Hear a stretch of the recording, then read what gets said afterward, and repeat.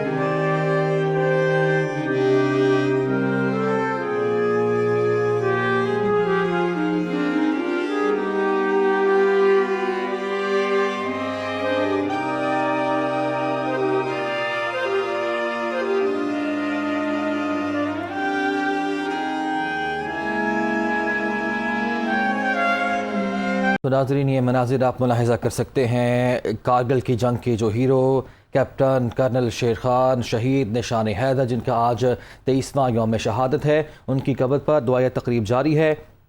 सलामी दी गई है, फातिहा खानी की गई है और फूलों की चादर भी चढ़ाई गई है। कैप्टन कर्नल शेर खान जो कि 1970 में सवाबी में पैदा हुए, उन्होंने शहादत का अजीम रुतबा पाया। 1999 में कारगिल की जंग के दौरान जुर्रत व बहादुरी की उन्होंने एक अजीब दास्तान रकम की और उनकी बहादुरी का जो एतराफ़ है वो दुश्मन ने भी किया। अभी मेहमानों की किताब में तासुरात दर्ज किए जा रहे हैं। उनकी कब्र पर फातिहा खानी की गई है और फूल भी चढ़ाए गए हैं। कारगिल के हीरो कैप्टन कर्नल शेर खान निशान हैदर का आज यौम शहादत है। कौम के सपूत ने 5 जुलाई 1999 को शुजात की दास्तान रकम की।